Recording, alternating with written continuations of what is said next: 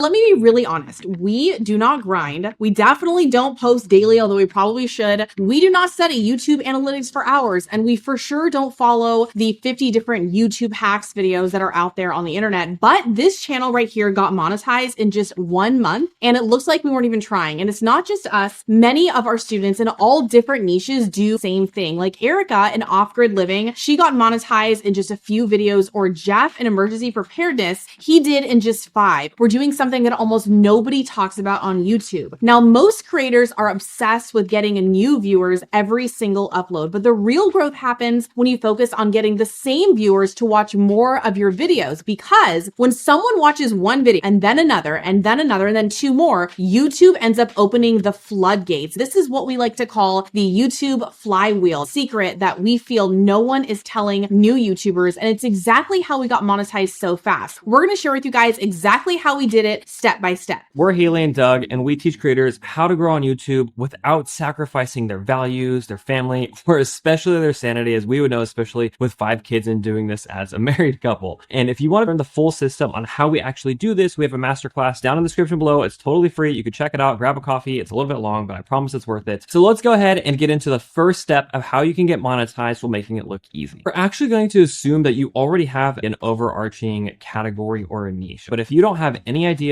on what niche to choose, we have a video put up here and link down below, but that would be something like gardening or budgeting or fitness. That's the basics. Now, once we have that settled, the next thing that you're going to do, which is the actual step 1, is you're going to find a sticky sub niche. Now, finding a sticky sub niche is where everything absolutely changed for us. We didn't just pick a niche. We went down into a smaller category within that niche. This is one where small creators were going viral within the last 30 to 90 days. And the reason why we call it something that's sticky is because you want to literally stick yourself to this subcategory. And this subcategory is supposed to have a really high demand and a low supply. You could just copy every other large creator and do videos like laziest way to make money online with AI or remote side hustles for 50 plus this year. But instead, you're smarter than that, and you are going to find the gaps where there's a low supply for topics for YouTube and a very high demand. But you also have to skew it towards your expertise, your passion, and how you want to get your start on YouTube. So what do I mean by that? Let's say that you are staring into the black abyss of online business and you start noticing patterns. So you stumble upon one video about business, and this is the title. If you're in business and believe in God, watch this. And you're like, whoa, that video has a ton of views in relation to subscriber count for that channel is really, really low compared to how many views. Then you stumble upon another video, either from the same channel or from a completely different channel.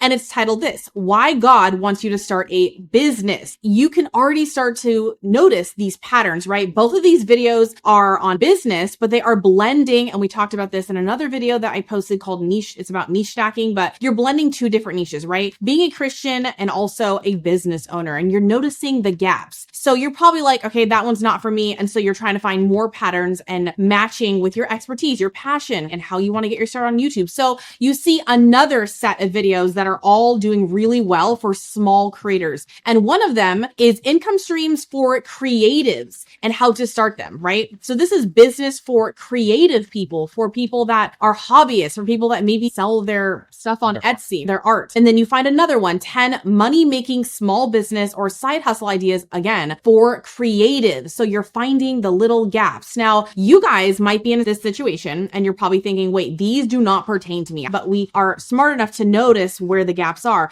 But I guarantee you that if you look enough, you will find a subcategory that perfectly fits to your situation. And that is the sign. When you see small channels blowing up, it means that the algorithm is hungry, and your job is to find that pattern and provide the supply. So once you understand this, every single video that you're going to make will start connecting. And when you post one video and that one pops off, then the last 3 videos are going to pop off too. And all of a sudden your entire channel snowballs. And this is how we got monetized with almost no efforts. Every single upload that we put up would boost the last one, which then leads us to the next step. You need to stop resetting the algorithm, okay? Because this is the truth. YouTube does not push entire creators. It pushes topics that are compounding. The algorithm wants to sit there and put you in a box that it understands, and it knows exactly what you're creating, so it knows who to push that content out to. And it becomes incredibly easy for YouTube to be able to recommend you instead of other channels to viewers. But what happens when creators are all over the place? You're basically resetting the algorithm every time you upload it. It forces YouTube to try to figure out what to do with your video. It forces you to earn a brand new viewer each and every single video. And it's absolutely exhausting. So our strategy is the opposite of this. What we want to do is we want to increase the LTV, or the lifetime value, of each and every viewer. We want to make each person who finds our channel watch 2, 3, or 6 videos in a row and basically binge watch everything that they can. That is how we grew so fast without trying. So let me give you a real example. And this is one of my favorite examples to be able to show people or students how this works. So this here on the screen, I'm going to put it on the screen somewhere. This is how Haley made a video about niches. And for 72 days, it was pretty dang flat. 2,000 and 3,000 views. But the 73rd day, it had a huge spike. Why? Because we put up this other video about niches, and that's niches to avoid. And that video went viral. But then what happened? YouTube grabbed that video and said, hey, everyone who watched it probably wants this other one. So it recommended the old video to them, literally one day after posting the new one. And this is where you can see all of the views here spike up. This is how you get what we like to call more views per viewer. It increases the lifetime value of each and every single person that comes across your channel. If these videos weren't related, they would have just never been recommended to each other. And this is how the flywheel works. One video starts to build momentum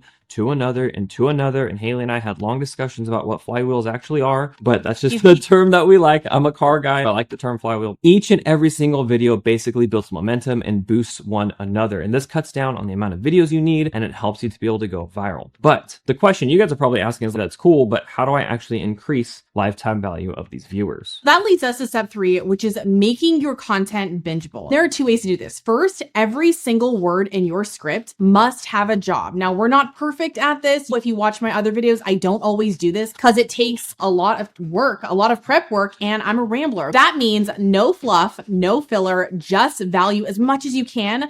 And for years, I did not do this, and it was 100% an uphill battle. I would ramble in my videos, and I still tend to do that. I would spend more time worrying about the title and the thumbnail after the video was filmed than the content itself. Now we try our best to reverse that, because we've realized that if you're not leaving your viewers with a feeling of, wow, this actually helped me, it's changed my life, versus I've already heard this 100 times over, then their view is meaningless for the foreseeable future. The second thing we need to do to be able to make this bingeable content is extremely important. And if you don't do this, you're going to miss the entire point. This is me overly emphasizing how important this point is. You have to reference your other videos constantly, but you have to have the self-awareness to know that you can't overdo it, or it's going to be super obvious. So how exactly do you sit there and reference your other content? Well, if you've watched any of our videos, you'll see us call out to an old video and point to it on the screen. Looks something like this, where you say, if you want to know how to find a sticky sub niche, go watch this video that we have next. And what this does is it basically creates a backlog for your viewers to be able to go watch. And you'll know that you're doing this. What happens is you'll be watching something, and then all of a sudden you have a couple tabs open and you have a bunch of videos to go binge through. This is what racks up watch time. That's why it's so wise of you to create content that answers so many questions for the same person, as many questions as you can for your viewers, and leave absolutely nothing out. This way, whatever kind of step they are and whatever process they're in when they're learning from you, they have another video to be able to go to. It's like a natural progression for them to just keep watching like they would their favorite Netflix show. Those steps are the actual reason how we got monetized so quickly. Again, it wasn't luck, it wasn't grinding, it was this system that we call the YouTube Flywheel. And so if you want to be able to learn more about that, or if you want to learn about other strategies